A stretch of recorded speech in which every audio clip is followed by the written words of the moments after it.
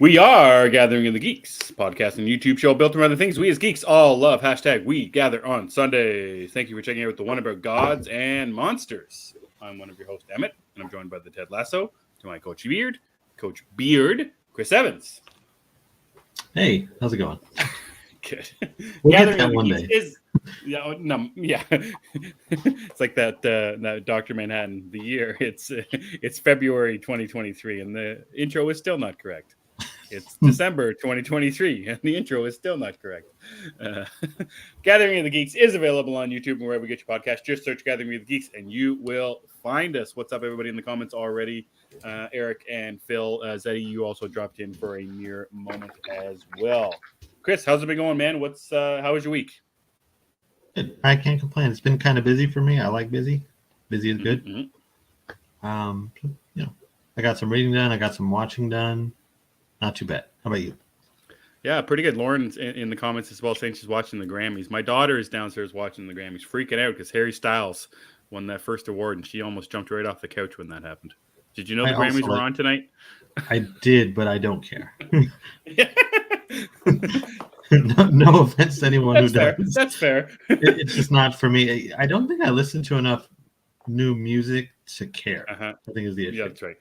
Yeah, well, that's the other thing I was thinking about when we're going to be talking about the DC stuff later on. And I was thinking about actors and stuff. I'm like, all the actors I know are too old. I don't know any young actors anymore, and I don't know all these young artists, like whoever this Lizzo person is. You know, Lizzo. You ever heard that name before? Lizzo. There you go. See? Yes, I have heard of Lizzo. Yes, I am familiar. But it just, I'm kind of with you. The general group of like Harry Styles, I didn't even know was part of another group. I thought he was just an individual. Just him, right? Well, yeah. Oh, you mean you didn't something else? One Direction. You didn't know One Direction? Okay, see, here's the thing. I actually like One Direction. I didn't know he was part of it. Yeah, I'm pretty sure. Maybe. So, I don't know. Hey, Tim. Yeah, all very confusing. That's what I learned watching about 20, maybe 15 minutes of I can tell you Bohemian Rhapsody was released in the year 1975. That's right. I can tell you that. That's as far as we're going with our music knowledge. Bohemian Rhapsody is a classic. Absolutely. Anthony in the comments, man, how is it going? Thanks for watching on this fine Sunday evening. Anthony just got back from Hawaii. He might be pretty jet lagged. This will be interesting. Yeah. I seen some of his pictures that he was posted on his Twitter timeline. Looked pretty nice, that's for sure. Who needs One Direction when you have Lizzo? I don't know.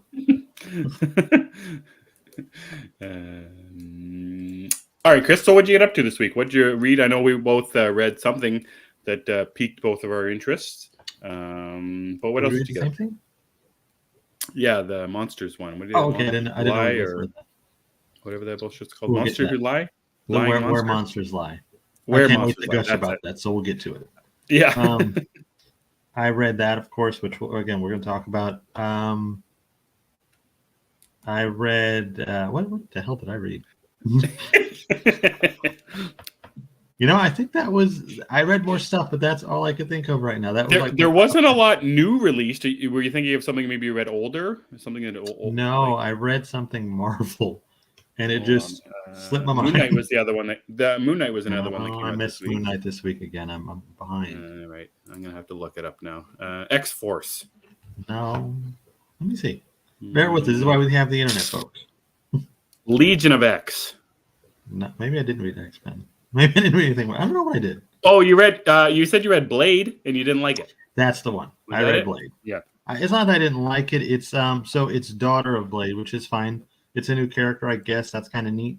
What I didn't like about it was kind of the art, and it had this very. It kind of felt like it's made to get a teenager into comics. Oh yeah. It's something like that, which I think is cool. But it's not necessarily for me. But then it has some at the very end that kind of piqued my interest. I don't want to spoil it for anybody, but it actually ties to the greater Marvel universe and what they're doing with some other characters. So that will probably get me to read more. And I do like the character that they've given us with Blade's daughter, whose name I actually can't remember right now. Yeah, so I got it up here. Bloodline, daughter of Blade #1. That is the one. The synopsis is, it's in her blood. Brielle Brooks is a good kid no matter what her teachers say. It's not her fault she's developing vampire superpowers and the undead want to brawl. As if problems at school aren't enough, Bree's got a wild ride ahead of her. She's about to discover that she's the daughter of the infamous vampire hunter and daywalker known as Blade. Also known as Eric. It's such a simple name, and it went from Eric to Blade. How did we do that? But, so what's the deal with his daughter? He's got a daughter now? He's always had a daughter? The daughter has popped up before and stuff, and I don't know if this is still a thing, but like the Blade movie, the rumor was it was about her and not him, which is one of the reasons it was taking so long. Because they were trying to polish the script and get that going. But I think the daughter's been around for a little while. In this book, though, you're introduced to her, and she is not aware of her father at all. Doesn't know who he is or anything. And I believe her mother is an important character, but I don't know that much about Blade comics. Like, I'm aware of Tomb of Dracula and that, but that doesn't really talk about his family, of course. And that was way before they even had a vision for him to continue. And, you go by the movies, there is no family. So to me, it's a new character. But she doesn't know anything about him. The mother is aware of him, both clearly. But, I mean, she's aware of the vampire stuff. And she's aware of vampires themselves and fighting them. So it's kind of an interesting story so far. It's just that, like I said, the tone is not really there for me. But I'm thinking it might get to a point where I will enjoy it more. Maybe when Blade is in it. So if you said it's more for a teen audience. That's what it feels like, yeah. It's kind of like Buffy, actually. Does the teen need to know who Blade is? Or do you think it... No, you're going to learn with the daughter who Blade is, which I think is cool too. It's like a perfect jumping on point for someone who wants to get into Blade. That's what I'm getting out of it. Okay. Also, if you want something that's kind of close to Buffy, this might be a good way to get into that. You're all about Buffy right now. Reading Angel, reading Buffy. Yeah, and I rewatched some of it. I'm on like a high again. Yeah, it happens. Yes, I will get on that. That sounds good to me. The Tom Taylor Dragon. What's that? It is a name of it. That's the name of it. It's the Zeddy explained. It's a Power Ranger comic with Tommy Oliver as the main character. It sounds pretty cool. I think I want to check that. I want to get to Power Ranger comics too because I saw that Ninja Turtles Power Ranger crossover, and I love the designs. The cover sold me. It looks cool, so I think I got to read it. Love it when those Ninja Turtles cross over. I think it's always fun to see them do stuff like that. Yeah, they can do anything, those guys. Also, it's funny that I didn't remember I read the Blade book, but once you reminded me, I was able to, panel for panel, go through it in my head. Yeah, that's right. Well, I knew you mentioned it when we were talking. It was just forgettable at first. Yeah, and I was wondering if there was another X-Men book, but I guess you didn't check. There are X-Men books this week. No, I made up for my X-Men quota this week by watching most of the first season of the cartoon today. Oh, there you go. Yeah. That's good. I made it for good time wasting. Yeah. But yeah, that's all I read. That's fair. So let's talk about. I only read one new thing this week as well. Like I said, it was a pretty light week. For me overall, I read some other stuff. I read the new book from Peter Tomasi, Blood Tree. I wanted to read that. It came out this week. Yeah, so it's from the Mad Ghost Studios, which is the imprint Jeff Johns does with Image. I didn't know what to expect from this book when I was getting into it. I read it. I'm only reading it because Tomasi's on it, and I'll pretty much read anything that he does. It's very much more detective driven than I expected. It's based off the cover alone, and then the story took a bunch of different places with the mystery about it's got angels in it somehow and got this murder somehow. The art's not my favorite. It's actually like the cover is done by Gary Frank, who often works with Jeff Johns. So the cover isn't indicative of what the art is on the inside. Okay. The art's from Maxime Simic, which I've never read or seen anything with their art in it, but I don't know how to describe it. It just the art didn't do it for me, but the story is very interesting. It's not very often you read or maybe it is often, but I don't read a lot of detective type stories. and this has got the, I don't want to call it supernatural, but the horror aspect in it as well. So that has me interested. Chris, I think you'd like it as well. And it came out of nowhere. This Blood Tree thing, Mad Ghost. It has nothing to do with the the Geiger stuff or the Junkyard Joe stuff. Yeah, because we're still waiting on that other book from Tomasi and Brad Walker, I think. Brad Walker, yeah, the Slug and Steel or Slug and something. It looked neat. It's those two. I'm going to check it out whenever if it comes out. I'm in. But this did look like something I'd want to read. I meant to do it today actually, but I got wrapped up in the X-Men. So. Yep, yeah, fair. So that's one other thing that I read this week for new stuff. But yeah, we both read Where Monsters Lie. Because I read it because it was, what's that? Oh, before I wanted to address this. Anthony said, I just dropped a bunch of money on the Grant Morrison Batman run, Alan Moore Swamp Thing run, Supergirl World of Tomorrow, and All-Star Superman, doing my research for Gods and Monsters. Did you? So we talked about previously, but it is so cool that Gunn referenced the book specifically because we don't see that often. And the effect that it's had with people buying these books now, it's just amazing. I just wanted to mention that. I remember when we had both watched the Spider-Man Far From Home, No Way Home, whichever one the newest one was. No Way Home?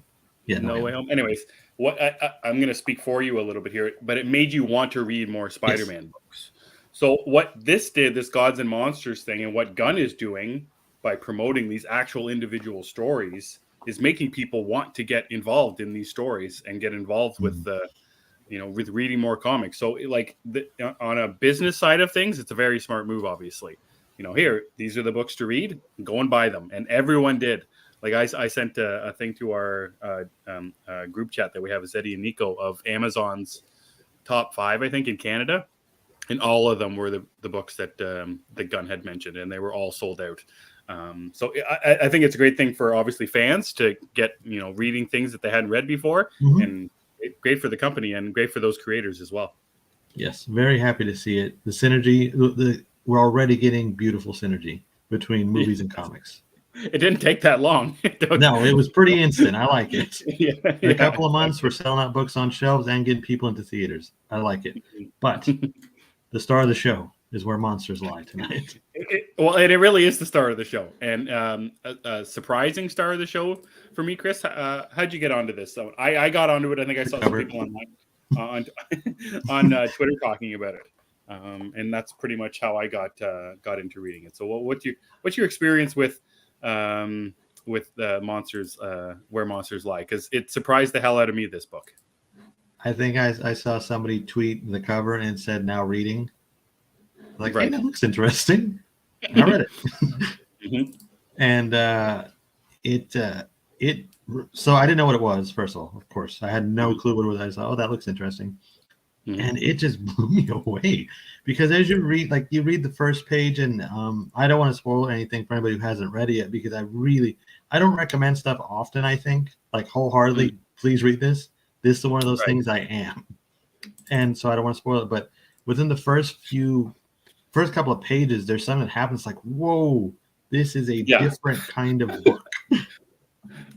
Page 2. I think I'm just looking at it right now, and the first page is pretty simple, but then as soon as the first panel on page 2, it's like, whoa, oh boy, this is different. and it doesn't de-escalate from that point, which is what you'd expect a comic to do. Like, okay, we've got the shock. Let's calm down, folks. No, it heightens from that point on, and it doesn't come down until the very end, depending how you look at it. But what got me about this story is, first of all, I like the art. The art kind of reminds me of, I want to say like Beavis and Butthead, which I know is inaccurate, but that's just it's just interesting looking. I like the art, and I like the variety of characters, because the Cliff Note explanation of this is it's about serial killers living together. Yeah, I kind of describe it as friends with serial killers. They got like a gated community, kind of like it's like a little cul-de-sac or like a dead end road, and they have their own neighborhood. Houses, neighborhood. That's right. They have their own neighborhood. Like this. They have their own friendly neighborhood. Oh, they are friendly, yes. So that caught my eye too. It's like, this is a cool concept. Where have we seen this before? We haven't. And then the way each character is like an archetype that we have seen is so cool to me. Yeah. And they just the way they're depicted, and we don't know much about the overall story just yet, but we have enough of it to hold on to. It's funny. It's quirky. It's kind of gruesome. Indeed. And I expect it to be more. Like, I Yeah, expect it to get a lot worse.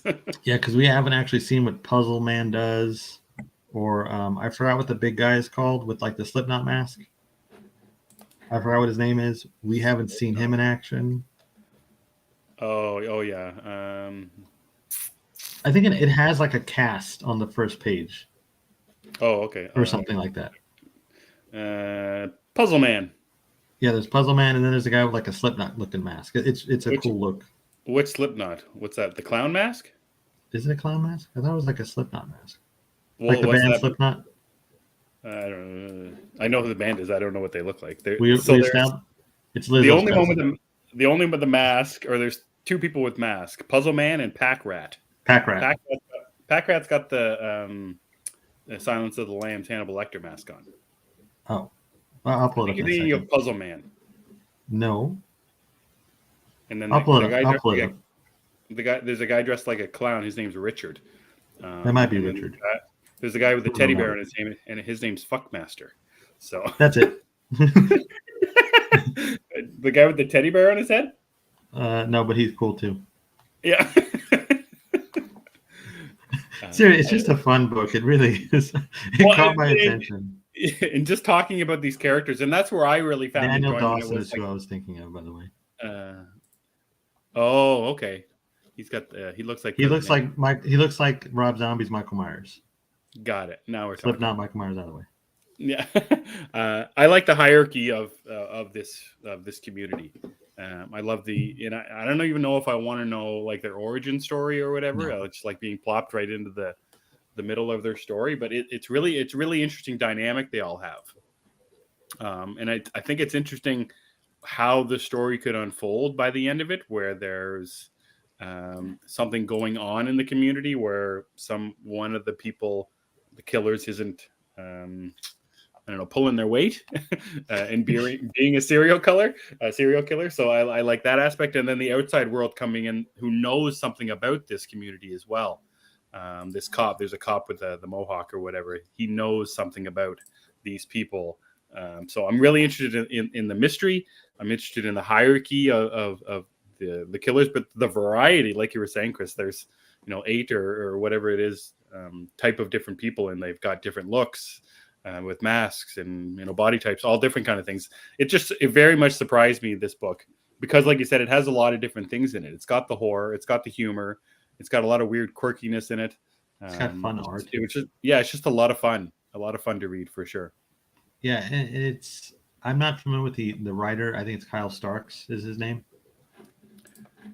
I'm not too familiar, but I think this is a great introduction to him for me.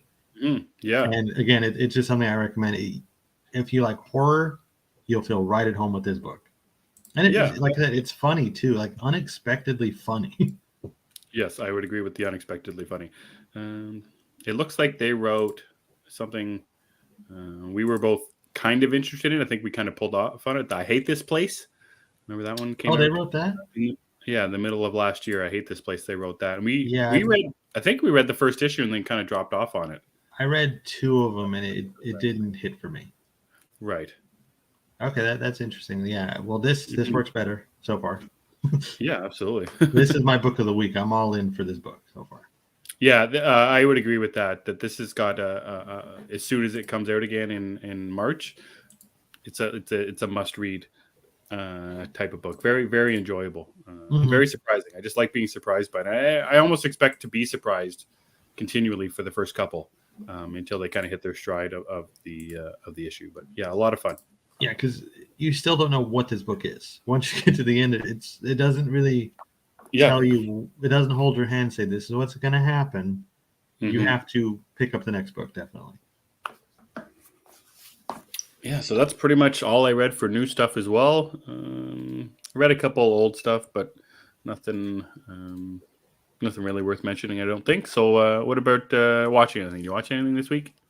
So I watched two new movies. One movie that's kind of like I would say it might fall into the comfort film category. Mm-hmm. So I Married an Axe Murderer. I kind of watch this every 6 months or so. Just to feel at home. It's one of my favorites. It's a good time. This time though, I think when you watch anything more than once, more than twice, you just start to pick up on things. This time around, I noticed Mike Myers' character has an endless amount of green shirts. And it's also funny because I was watching, man, this is more 90s than I remembered it last time. You know, it has, it's part of that period of time where everybody wore sports coats with everything. And it's just funny to watch, and it's just a good time. It's a simple watch, too. It's like 90 minutes. It's a good time. It's also kind of like a who's who of comedy. You get Charles Grodin and Phil Hartman's in there. Mike Myers, of course. Yeah, Alan Arkin's fantastic in it. For the little bits that he is. So that was the old one. But then I also checked out You People with Eddie Murphy and Jonah Hill. That was it's a rom-com, but it's got more of a serious tone. It's kind of like it has more in common with the Judd Apatow film than it does something like Notting Hill. Okay, it's quite a variety there. Well, that's kind of the spectrum of rom-com. You got Notting Hill, and you got a Judd Apatow film. Which, what I love about the Judd Apatow rom-coms is that there's so much substance in them.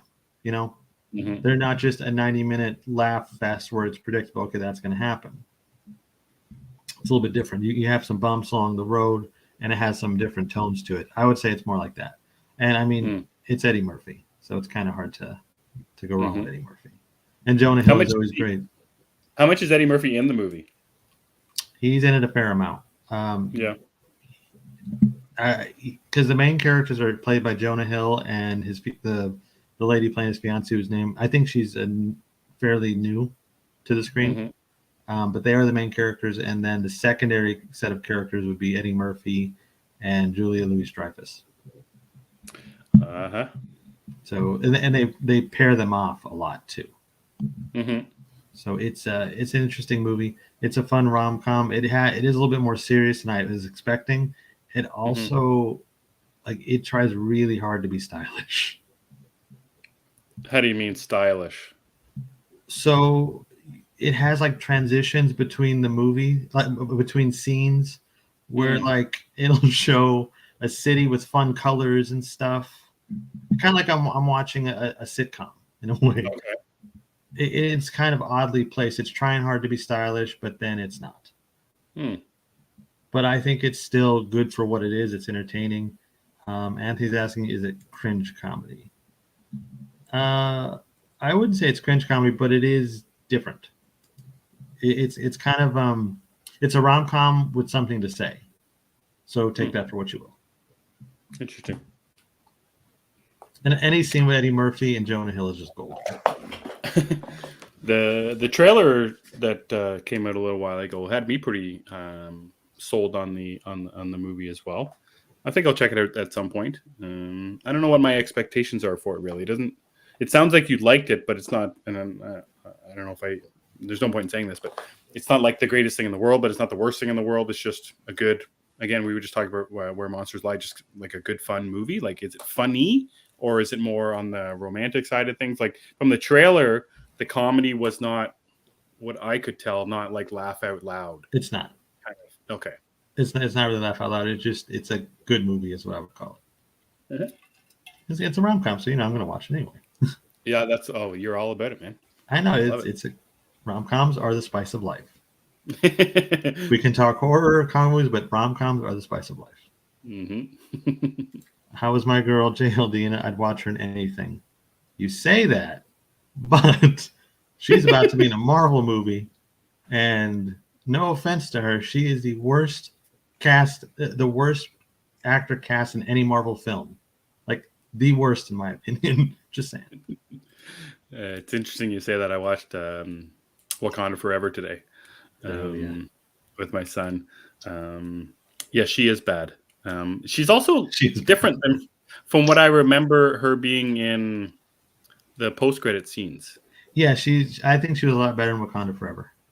Okay, yeah, she seemed like what was she in the Captain American Falcon show? She was in that, and she was annoying Yeah. as hell.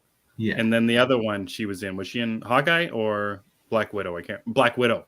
She was at the I don't end. know. It's a Um, blur. Just please I think she was. stop putting her in stuff. I think she was at the end of Black Widow talking to what's her name at Oh yeah, Natalia she Shea. ruins what would have been a great post-credit scene. Yes, I forgot about that. I didn't enjoy her in Black Panther. I don't know if there's really much to say about Black Panther at this point. It's been out for a long time, but I know when you watched it, you weren't in favor of the 2.5 hour long grieving process Yeah. over Chadwick Boseman. Mhm. And I got that sense from the trailer as well I found that they were selling the movie based on an actor dying, and Yeah. you should watch our movie because let's see what happens when they're not here. I found things to be very forced in the movie as well. Character deaths in the movie I found forced. Oh really? Character progressions I found quite forced. um Villains I found the word that I thought of when it was over was forced. um and it was 2.5 hours long, or 2 hours and 40 minutes of a mixture of a different type of movie as well. There was the action scenes, there was the blend of the ceremonial Chadwick Boseman Black Panther stuff mixed in as well. Mhm. And I just something about it for me felt very forced, but I also have a more pessimistic view on it because of the trailers as well. So Yeah. I think I went into the movie not expecting to not like it, and I think that kind of just paid off. So maybe a little bit later down the line I'll watch it again and could have a different view on it. But it's interesting that we're going to be talking about DC later in this half of the show, and just Marvel is just continually not doing it for me, which is fine. Doesn't have to do it for everyone, but it's just every so often I keep wanting, expecting, and hoping to like a Marvel MCU project, and it's few and far between when that happens. So um, I'm not looking forward to be watching Black Wakanda Forever again, but I feel like to do it a better, I would do it a disservice if I didn't, because of my mindset going into it. So So that was you just a just want to sad. see Julia Louis-Dreyfus again? Yeah, that's right. Okay. I enjoyed it, but it wasn't like I didn't think it was the best thing ever. A Yeah. quote was wrong with him. I'm like, can you ever just be whelmed? That's kind of how I feel. Yeah, I was whelmed by it I was whelmed. because there was a lot. Yeah. Anyways, Have you watched A Violent Night? I don't remember. no, and I want to as well. And I didn't get to that this week. Everything that you watch, I'm at least a week behind. Okay. So you watch Megan 2 weeks ago. I watched Megan this week. You watch Violent Night this week. I'm gonna watch it probably sometime this week. So I'll try and keep up so we can have some more conversations about things. Violent Night is amazing. Yeah, It's so cool. I that's like one it of a those lot. things that like you have no doubt that it is. Like it just the idea of it, the look of it, everything about Mhm. it just seems like, Yeah. yep, this Well, is gonna be good. I'd seen so many of our friends talking about it, and it was on my list anyway. I just didn't get around to it last year during the season, and then it's on Peacock. I think that's where I watched it, and it was just such a good time. I did not expect that. It was so different too than what I thought it was. I thought it was, Santa Claus is going crazy and is killing children or something like that.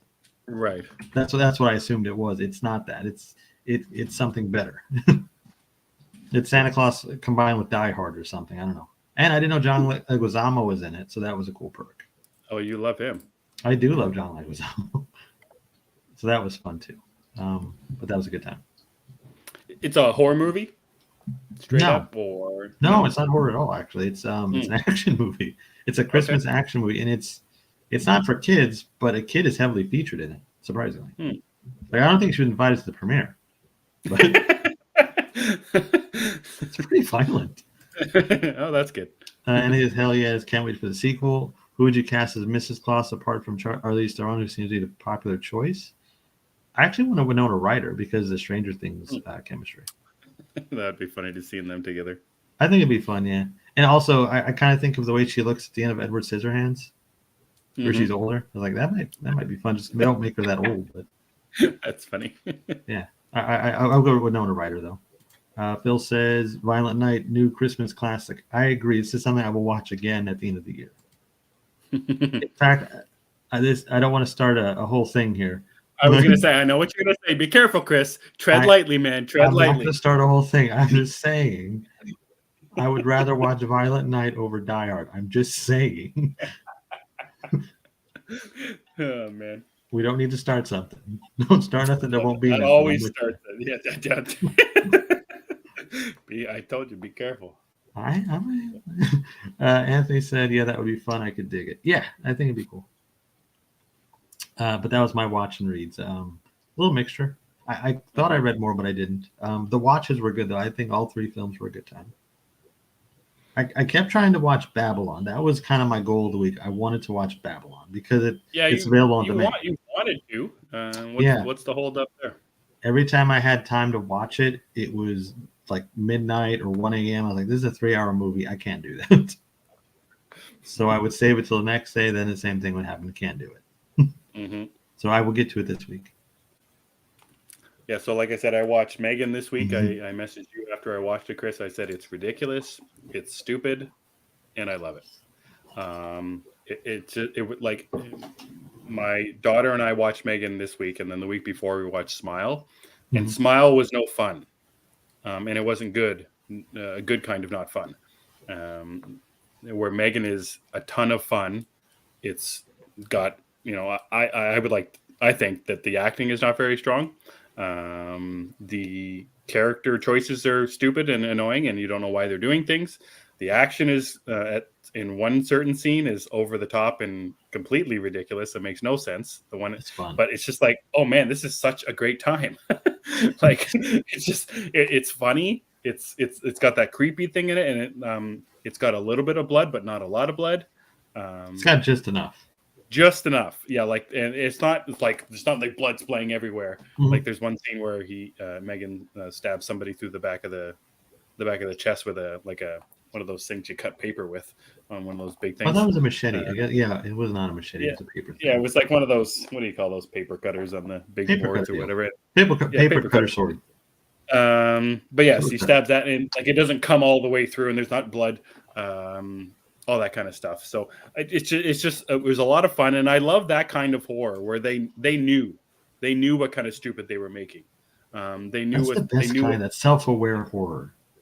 I agree with you 100%. Like that's why Scream works. Yeah, Scream's. Okay. That's fair. If you're not going to make the Magnus Opus, if you're not going to make the greatest thing in the world, especially when you're making horror, stick on that opposite side. Make something fun. Make something people can have a good time watching, and they know when they're watching it. Like, this is just ridiculous. It just doesn't make any sense, but it's just so much fun when you're watching it. Which is why we're both going to watch the Winnie the Pooh horror movie. Yeah, Jesus H. It's going to be fun. Anthony says Megan was fun. I thought I'm looking forward to the sequel there too. Missed opportunity not calling it Megan. Yeah, they should have saved the 3 in the name too, because I'm sure this will be a trilogy of Killer Dolls. Right. And like the ending to it is very smart. In saying all that, the technology is taking over thing is almost a bit overplayed. It's becoming a little annoying to me. I remember when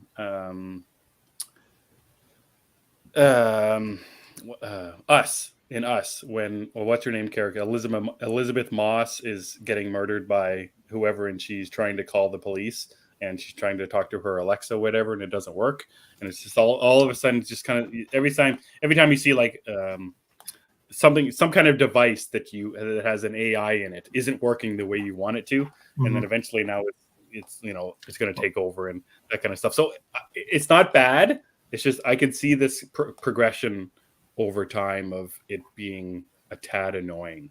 Fair, but we do have Terminator. I get it, and that's that's the other thing. Is maybe one of the original AI gone wrong, unless you count the original Westworld movie. Sure. But I mean, people don't really talk about that as much. So I would say Terminator. It's been a running thing. AI will kill us eventually. This is just the new thing. I get that, and I guess I was kind of thinking about it like we were talking about Sick a couple weeks ago. Yeah. where the idea of, you know, a COVID movie is just annoying at this point. You know, everyone's got the tech, everyone has a phone or an Alexa or a Siri or whatever that stuff is, and beating us over the head with the idea that the stuff that we own is not good for us, that kind of thing. Again, it's not the worst thing in the world. I can just see more of a trend where I could see myself being annoyed with it is all. TV rots your brain. Exactly. Don't stand so close to the TV. I Or hate you telling could. my son that. It's up to you. Yep. Whatever you want. Yeah, whatever makes you Whatever happy. you feel like. Yeah. Whatever makes you happy, do it. As long as it's not heroin. That's fair. Anyway. I don't think I watched anything else this week.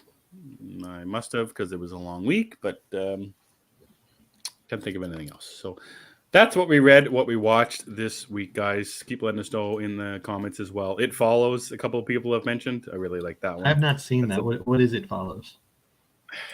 Is there a sequel to It Follows? Because I hope there's something I don't like think so. It continues to follow, maybe, or it's still following. So, yeah.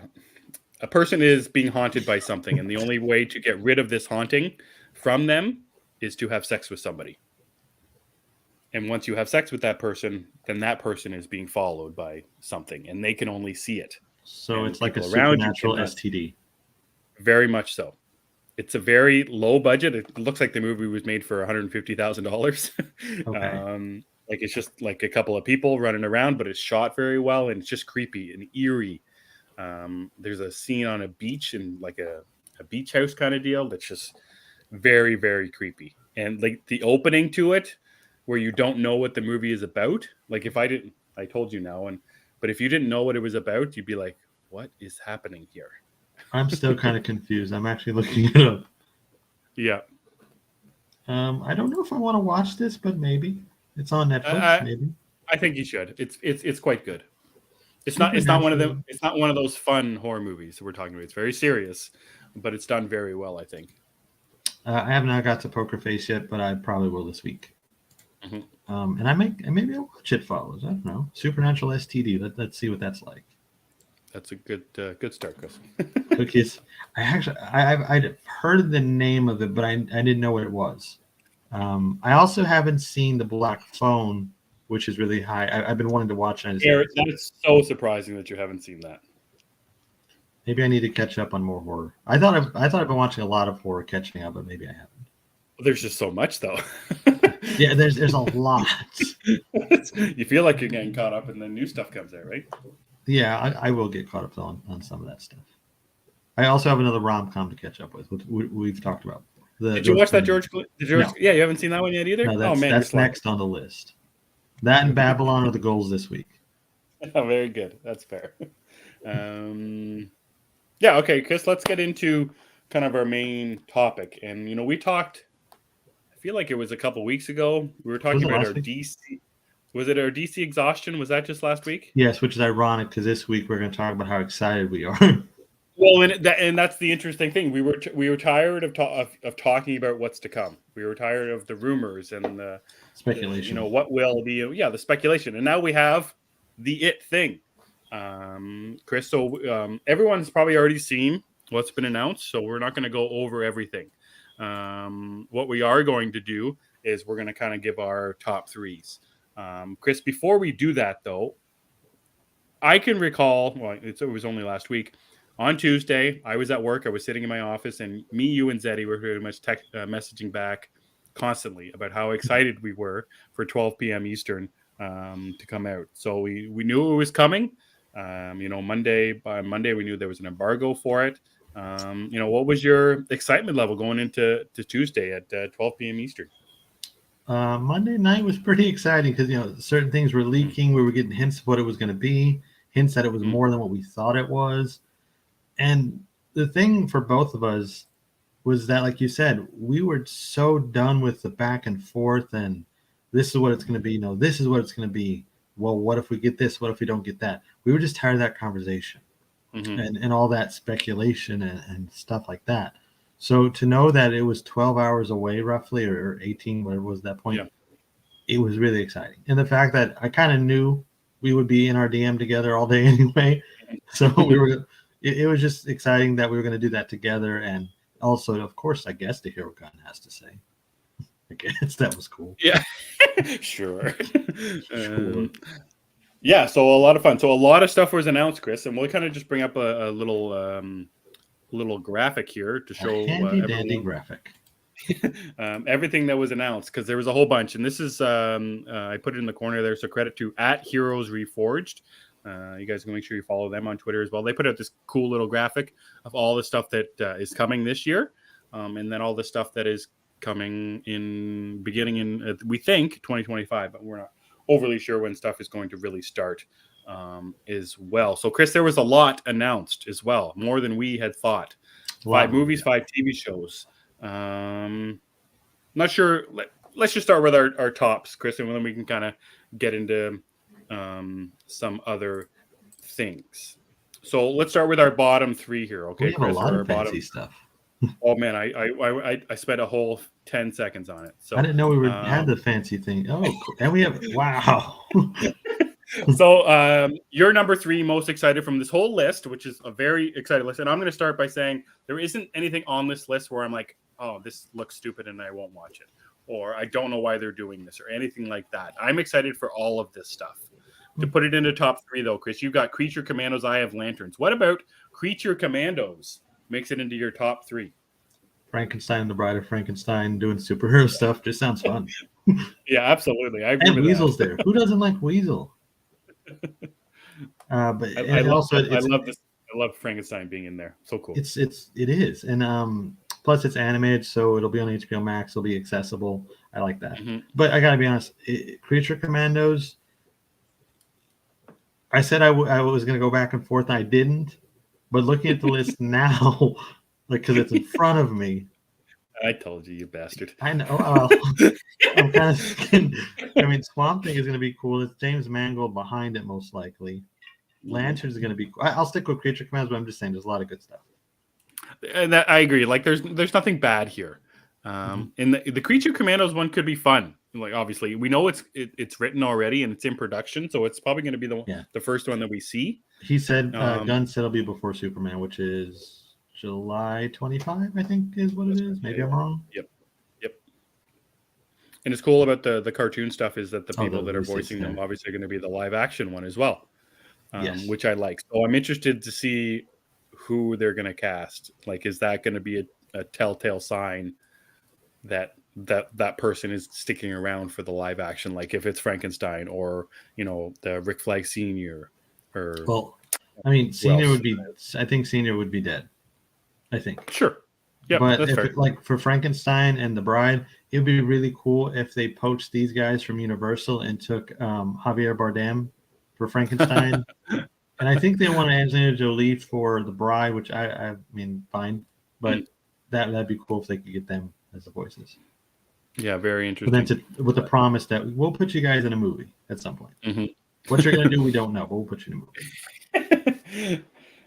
So my number 3, I had Lanterns, TV show, and the only reason it really broke my top 3 is because it's based off, or Gunn had compared it to True Detective, that type of detective series. And I mentioned it before when we were talking about the Blood Tree, the comic from Tomasi. Just the detective story is something that really intrigues me.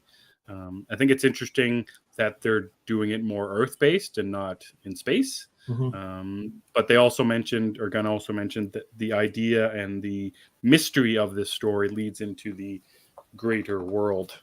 So I'm very interested in the detective nature of this series. Also, the idea, and I didn't know this was a thing until recently, about Jon Stewart being People's Green Lantern.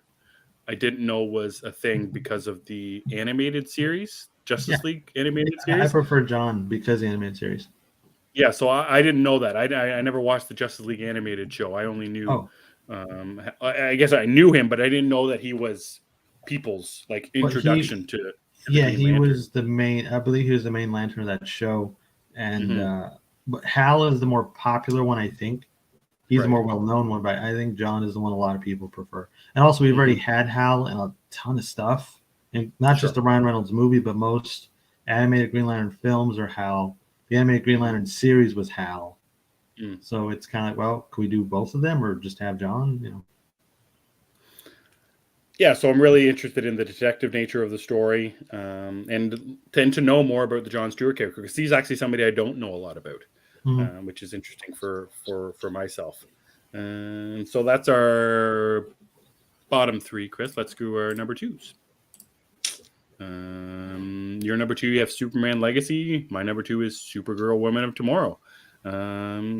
So Superman Legacy is the one movie from the DCU that has an official release date. Like you said, July 11th, 2025, Chris. We've been, the Superman one's been the often mentioned, often talked about one, as is the Superman character, really, about, everything that's been done with Superman over the last number of years with Henry Cavill and so on and so forth. So what about Superman Legacy has you excited?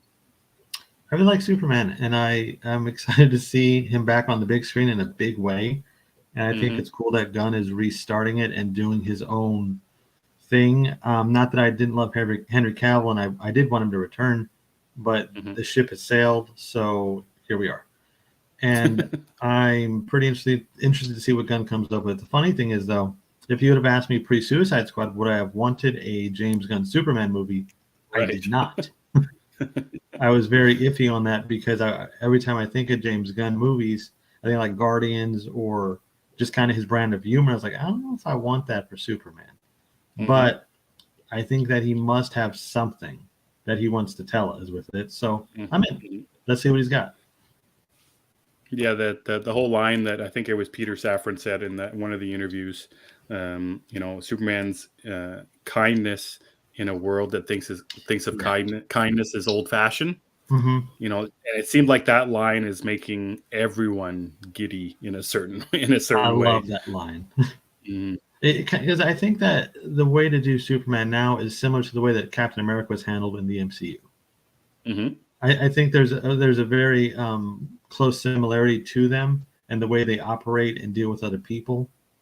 So if you're gonna try to modernize the classic Superman, I think maybe that's the way you do it. Something akin to what we've seen with Cap. Yeah, and it's a great line, and it's very different from the Snyder Superman. When I think about kindness in a world that thinks of kindness as outdated, where in Snyder's world, Henry Cavill's Superman was poisoned by the world and made to feel like he was evil or not as optimistic about things because of the world. It is that way. The world is it was a realistic take on him, I think, and I love that Superman. Sure, and in the opposite side of things, what Gunn's trying to do is the world is exactly the same, but the Superman is going to deal with it in a different way. He's going to be bulletproof. Yeah, exactly. He's going to be the more the more optimistic, the more kindness in the world that is going the opposite way. So I like that idea where Superman's values, Superman's legacy is going to stay strong throughout this. Like Superman will not waver in the face of adversity type of deal. He will not be put down by the world. He is that light, that beacon of light or what have you. So very cool. I like that. Then he says, word going around is a choice to direct Superman Legacy rests on whether Affleck wants it or not, in which case Gunn will direct it and Affleck will get something else. That's interesting. I prefer Affleck on Batman just because I think it'd be cool. But we'll see. Tim says, Gunn is ready to put himself in such a pivotal position as a co-CEO and director of the first big screen film. That is a huge deal because this all rests on his shoulders.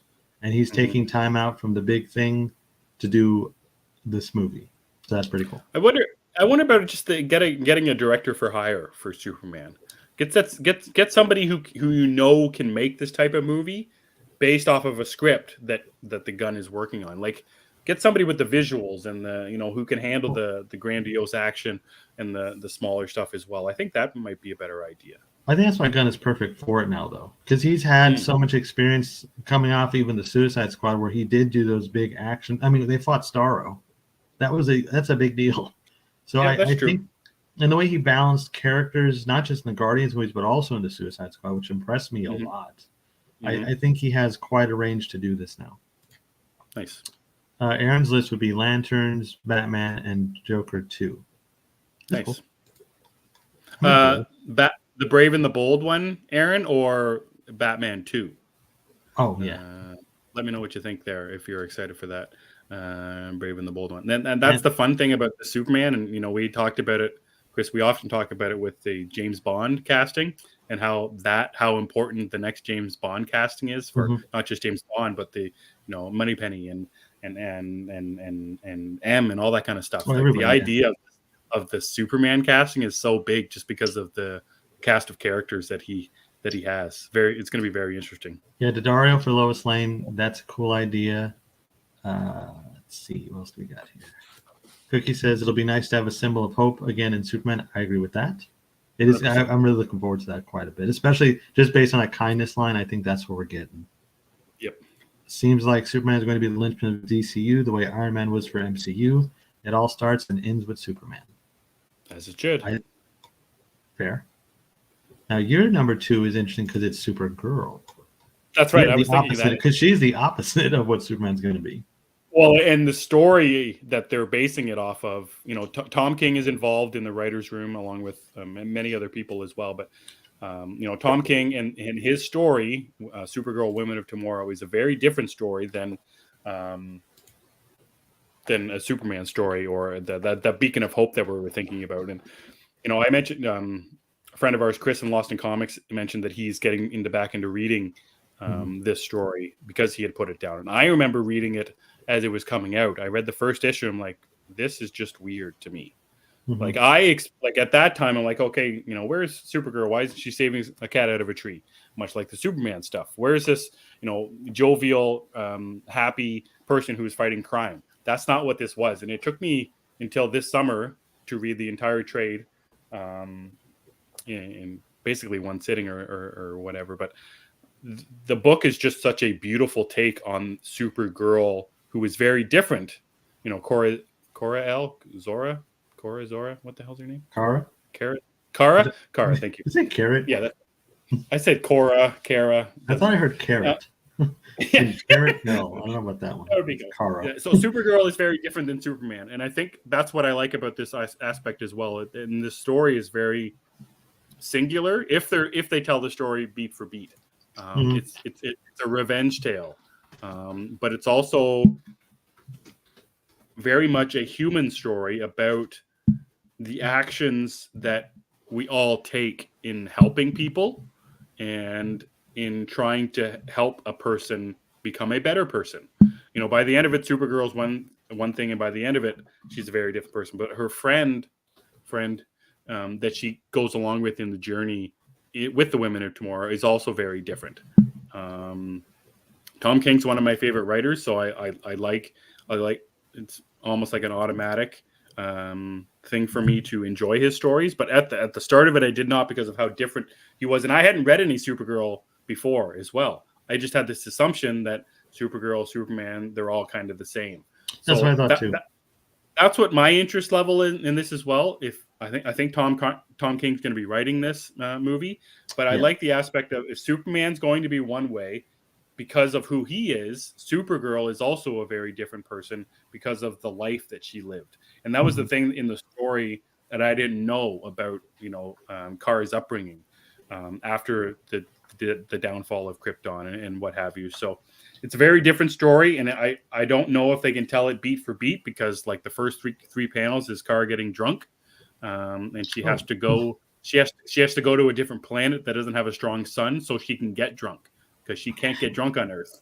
So it's a very interesting story, and like I said, it's a revenge tale, so it can get dark in a bunch of places. But if they do tell it, beat for beat, that's one hell of a sci-fi action adventure drama story that just kind of has me excited all around. And we had the tease of Tom King coming to the DC universe when he was writing the New Gods movie with Eva DuVernay.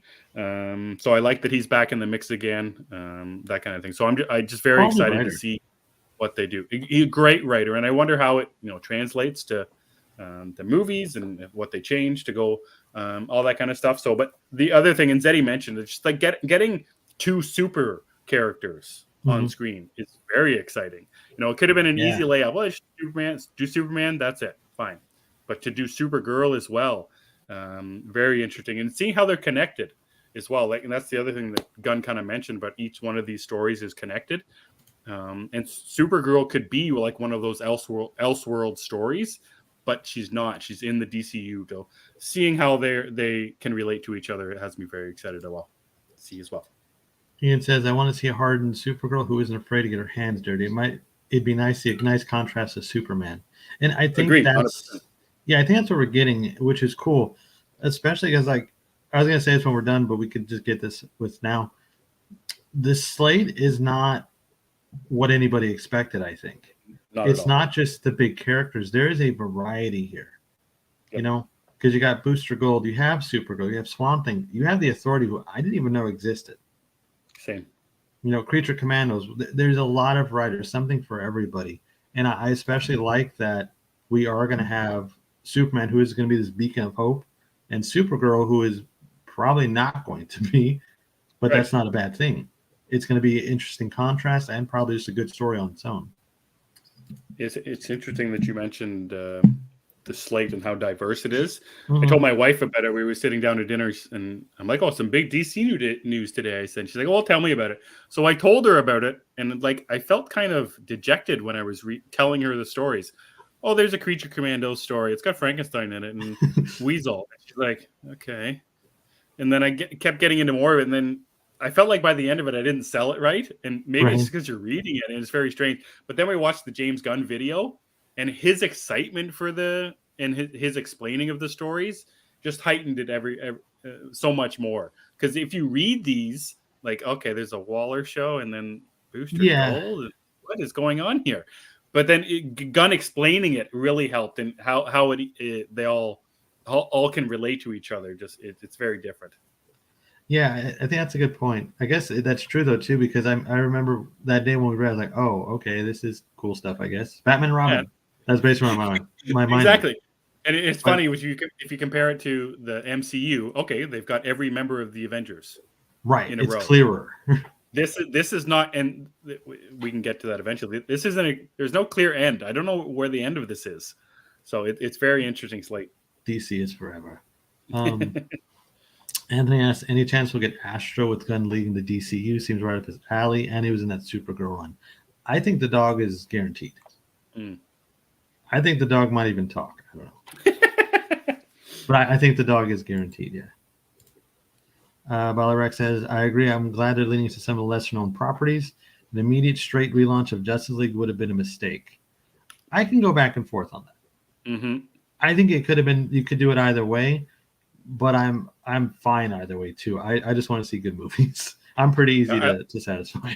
I'm fairly easy too. I just like the blend. I like we're getting Superman, we're getting Batman, we're getting Lanterns, and then we're throw in some weird ones. I like throw in something for everybody. Throw in Booster Gold and throw in Frankenstein and the Bride. That's or Frankenstein's Monster and the Bride. That's fine.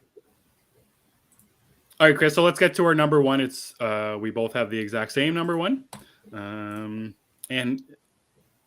I'm fairly certain we both have it in there because of we both love Damian Wayne as Robin. But the sneaky aspect of it is this is not going to be just a Batman story. It's the Bat family story, and that's why it's interesting. And we both don't like the name that much, Brave and the Bold. Yeah. But it's not Batman and Robin. It's I think those two are very much the central characters. But this is basically just the Bat family universe. That's what I got from this announcement. I got that he probably couldn't call it Batman and Robin, so he's calling it Brave and the Bold. That's fair.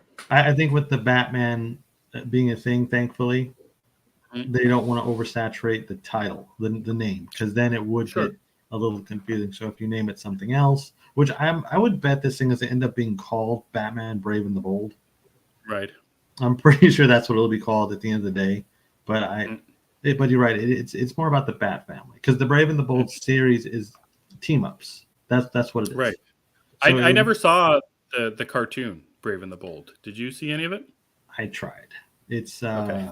it's not my kind of Batman. It's very like 66 happy kind of Mm, Batman. right. I'm more in line with the Batman Begins, Dark Knight kind of Batman. So, Sure. Sure. but people love it, and that's cool. I've tried, and I think I want to give it another shot. Actually, I was thinking about that the other day. I'm going to end up giving another shot soon. So Mm-hmm. there's that. But I'm very excited for this. Like you mentioned, we both like Damian Wayne a lot. He is my favorite Robin. I think he's had such an amazing journey as a character from his introduction when nobody liked him. I don't even think Grant Morrison liked him. To You could now, tell that he did. You could right? tell To he didn't like now, him. I think he's a pretty big deal. People Mm-hmm. mostly like him. They don't. They're not as annoyed by him anymore.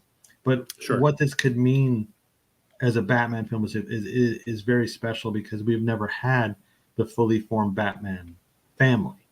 We've Yes. seen a Robin on film, Dick Grayson played by Burt Ward before. Now we have or Chris O'Donnell as well, and then we did Mm-hmm. have. I wouldn't count the Titans version because we never got to see the Bat family really. It was just Dick and then Jason. Right. So it's pretty special. It also opens the door for maybe Batgirl's in this one, or we Mm-hmm. could see the extended like maybe Huntress, Batwoman. It's just a Yes. lot. It's very cool. Yeah, I agree with you about the Bat family for sure. But this has me very excited for the Damian Wayne thing because I love. Yeah. First of all, I love Batman with somebody else. I love Batman with a Robin or with a Batgirl or spoiler or what have you. So I love that idea. The idea of it being based off the Grant Morrison run is interesting to me because that's not my favorite aspect of it. I don't like the main Batman run that has Damian Wayne in it is not my favorite Batman story. Grant Morrison is a weird and convoluted and confusing writer at times with his stories. Um, I do like the Batman and Robin run Mhm. with The Damian, but that's Tomasi more one? because no, the Oh, the Grant Morrison. Morrison Sorry. one, but that's because Dick is Batman, which I Yes. really liked. I really liked the Dick Batman and the Damian relationship once Bruce is dead. That's what I makes like that. Damian a character. Right. So then when I really, really fell in love with Damian in the Tomasi run, where Yes. Bruce is back and he's trying to teach Damian how to be Robin, how to be a future Batman, and more of the relationship. And I think it was on V39 where Nico had said we never got a family with the DC characters before. We never got Mhm. a father figure. Like we got in very much this.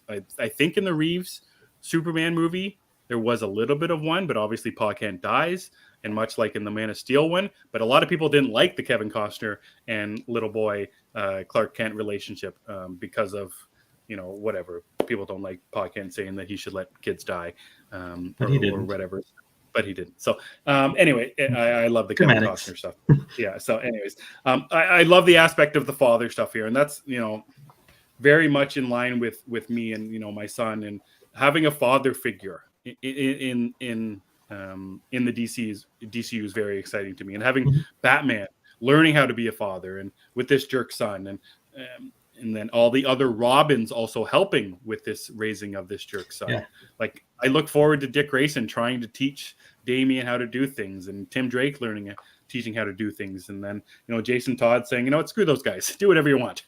Yeah, that kind of thing. I want the relationship. I want that Bat family in every sense of the word, the family, and Mhm. that's what I really find excited about the Brave and the Bold. Even if it's just like Dick exists, even if it's just Dick and Damien, that's cool too. Just that we're getting it, like you said, is exciting. I'm amped for it. Plus, it's another Batman movie. It's a whole new Batman. We get another Yep. Batman. We get another Alfred. Potentially another Gordon. I would assume a whole new set of villains. Yep. It's a good time. It's The going to be. casting is going to be so much fun. And like I said off the top, I don't know any of these people that I want because I want younger people. I want 25. I want these actors to be in the role for 10 years, 8 to 10 years or whatever they're saying the DC blueprint is or whatever. I What want you're young saying? people. What you're saying sounds a lot like John Hamm. Yeah, and I get that aspect of it too. It'd be so cool, but John Hamm ain't playing Batman for 10 years.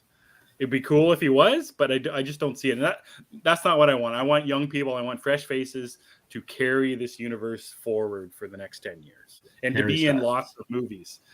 I thought about that earlier today when I saw him at the stupid Grammys, but he'd be like a Tim Drake or a Dick Grayson, maybe. I don't know. Actually, I think we got it. Zeddy is the perfect age for DCU Batman. Yeah, for sure. I see. Yeah. Oh, yeah. He's got the body type for it. Sure. Yeah, I'd like to think Nico would be his Gordon then. That's right. Yeah. Or maybe Mr. C could be the Gordon. Mr. C could be the Gordon for sure. Maybe Nico could be the Harvey Dent. Yep. We'll see how that works. Yeah, so like I said, guys, I have no issues with any of this stuff. I like the excitement that Gunn has behind it. And Chris, we talked about it, the stupid plan. They have a plan. They didn't give us cookie cutter stuff. They know where this is going, which is very exciting for me. And then, yeah, like we said, we've got the Elseworld stuff as well. Anthony, you would be a good Joker, 100%. He'd also be a comic accurate Joker instead of a take. No takes. Right, I trust Anthony. I trust him. All right, so that's our thoughts on the DCU slate. And like I said, we're going to get into casting announcements very soon, which is going to be very exciting. John Hamm. It's going to be very exciting. All right, Chris, where are we going in 25 minutes? Tease people what we're doing in the next 25 minutes. Oh, yeah, we got more fun stuff coming.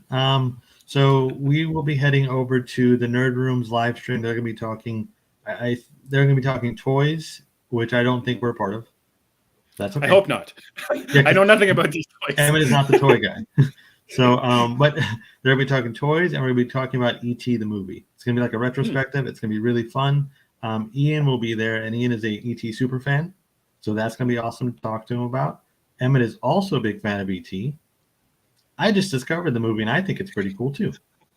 Yes. So I'm excited also. So if you guys want, you could follow us over there to the Nerd Room channel. We'll be talking to those guys in a little bit. Absolutely. Always happy to be invited to talk some cool stuff with some friends. So like Chris said, head on over there. Absolutely, Chris. Love the direction. Love the attention the comics are getting right now. 100%. Beautiful synergy. Okay, guys, so that's it. We're going to head on out of here. Thanks to everyone who joined us in the comments. Had a great show. Thanks so much. Can we post the link? Yes, Bolly Rock. We will post the link on our Twitter.